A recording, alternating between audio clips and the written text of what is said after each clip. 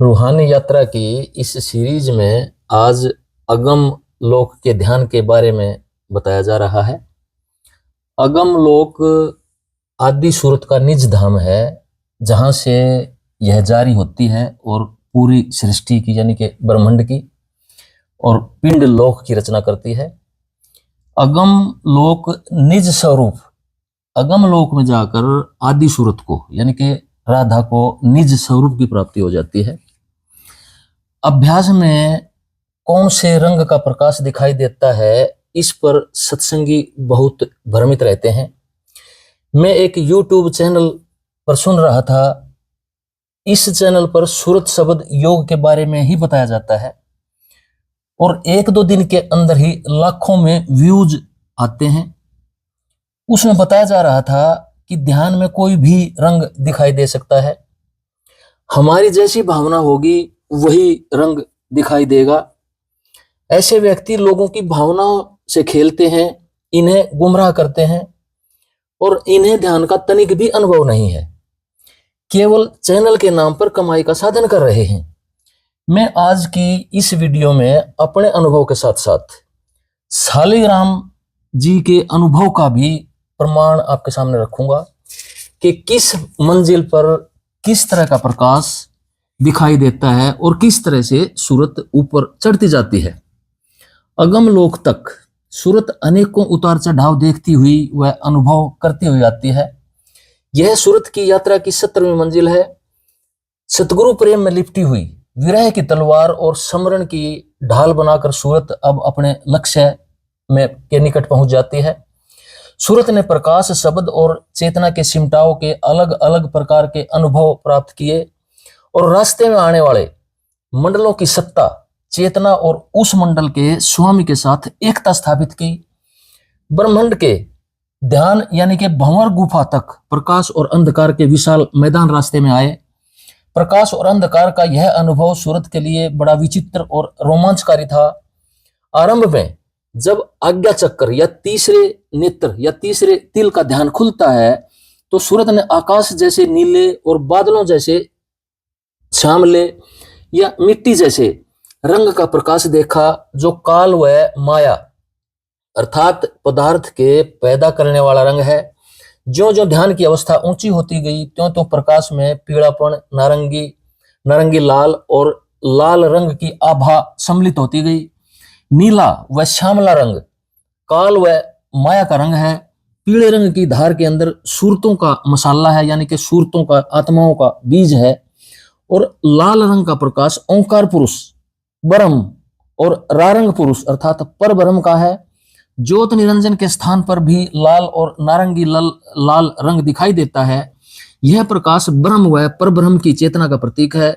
त्रिकुटी में समा जाने के बाद सूरत का रंग भी लाल होता जाता है।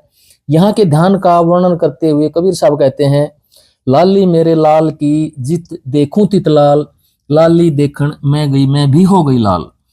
ब्रह्म के देश का वर्णन करते हुए सवते संत ताराचंद जी महाराज अनुभव प्रकाश के अंग कंवल भेद निर्णय में लिखते हैं, त्रिकुटी महल आ गया, त्रिकुटी मंडल आ गया, यह है ब्रह्म का देश, यह अति सुहावना भरम रहे न लेस। चार दल का कमल है ओम ओम की धुन, यहां से ही उत्पन्न हुए मानो तीनों गुण। लाल वर्ण कह रहे हैं कि लाल वर्ण उजियार है, लाल वर्ण का चांदन है यहाँ, सूरज का प्रकाश। पीले बादल जो लाली खिली, देखे गुरु का दास। हुजूर शालिग्राम जी महाराज काल पुरुष और सूरत की धार का वर्णन करते हुए प्रेम पत्र राधा स्वामी पहला भाग के वचन 28वां में फरमाते हैं, सतलोक के नीचे जो गिलाफदार चैतन्य था वह किसी कदर काले रंग का था। जब उसकी कशिश सतलोक की तरफ हुई, यानी कि उसकी खींच जब सतलोक की तरफ हुई तो उसका गिलाफ दूर होकर नीचे को गिराया गया, पर वह काबिल इसके न था कि सतपुरुष के चैतन्य के साथ एक रूप हो जावे। इस वास्ते वह सतलोक के नीचे के अंग से किसी कदर श्याम रंग नूरानी धार रूप होकर प्रकट हुई और वह धार नीचे की तरफ दिन दिन बढ़ती गई। इसी धार का नाम निरंजन और काल पुरुष है। तब यह निरंजन की धार उतर कर नीचे आई और चाहा के रचना करे, पर इसकी ताकत ऐसी ना थी कि तन्हा अर्थात अकेला कार्यवाही कर सके। फिर इसने सतपुरुष के चरणों में अर्ज हाल किया। तब वहां से दूसरी धार पीले रंग की, जो कि ऐन चैतन्य थी और सूरत यानी रूहों यानी आत्माओं का बीज उसमें मौजूद था, नीचे उतारी गई। इसका नाम आधा या ज्योत हुआ। ब्रह्मलोक पार करने के बाद सूरत सचखंड में आकर सतपुरुष का दीदार करती है और उसकी चेतना के मंडल में समा जाती है। यहाँ के प्रकाश में उसने लाल रंग के साथ सूरत की धार का रंग जो पीला है और सतपुरुष की धार जिसका रंग सफेद है के दर्शन किए। इस मंडल के प्रकाश में पीलापन, सफेद व लाली की मिलावट होने से सुनहरी रचना के भव्य दृश्य सूरत के समक्ष प्रस्तुत होते हैं। सुनहरे सूर्य, सुनहरा चंद्रमा व तारे और सारी रचना भी सुनहरी, यह देखकर सूरत आनंद मगन हो जाती है और सतपुरुष की गोद में निशब्द होकर समाधिस्थ हो जाती है। इस मंडल की रचना के बारे में स्वामी जी महाराज कहते हैं, पंचम किला तकत सुल्तानी, बादशाह रच्चा सच्चा निज जानी, अमृत कुंड, अमृत के कुंड, अमी की खाई, अमृत रस की खाई, अमृत कुंड, अमी की खाई, महल सुनहरे, सुनहरी रचना का वर्णन करते हैं कि महल सुनहरे रचे बनाई। यहाँ का वर्णन करते हुए अब सतगुरु ताराचंद जी महाराज कमल भेद निर्णय में फिर लिखते हैं, खुद के अंदर खुद है, नहीं है अपना भेद, सूरत चढ़े सतलोक में, मिटे कर्म का खेद।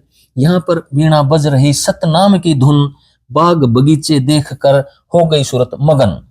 अतः यहाँ की रचना इतनी प्यारी है कि सूरत को अपनी तरफ खींच लेती है। इसके बाद अलखलोक में, सतलोक के बाद अलखलोक में ध्यान की बाहरी या आरंभिक अवस्था में प्रकाश के अंदर और अधिक पीलापन और सफेदी का समावेश हो जाता है, लेकिन अंदर ध्यान की गहराई में जाकर इसमें सफेद रंग अधिक आने लगता है, परंतु फिर भी इसमें लाल रंग और पीले रंग की मिलावट प्रकाश को सुनहरी व मनमोहक बना देती है।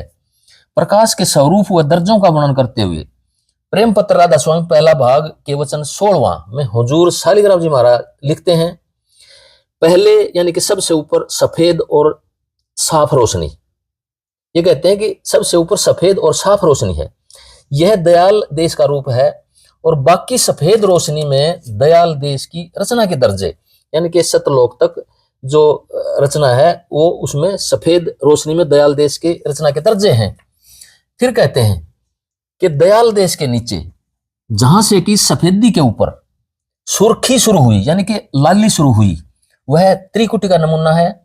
फिर कहते हैं और जहां से कि सुर्खी के ऊपर यानी कि लाल रंग के ऊपर जरद रोशनी होती है, भगवा या केसरिया रंग या सब्जी माइल शुरू हुई यानी कि अलग अलग रंगों की एक मिक्स शुरू हुआ, वह सहस्रदल कमल का नमूना है। और जहां से कि फिर चौथे नंबर पर बताते हैं कि जहां से कि स्याही माइल यानी कि स्याही का रंग जैसे नीला या सांवला होता है, स्याही माइल रोशनी शुरू हुई और फिर धुआं वगैरह, यह पिंडी रचना का वाच रूप है। हुजूर शालिग्राम जी महाराज उच्चतम कोटि के संत थे, उन जैसा गुरुमुख शिष्य आज तक शायद ही पृथ्वी पर आया हो। उन्होंने ही अपनी भक्ति और तपस्या के बल पर राधा स्वामी नाम प्रकट किया।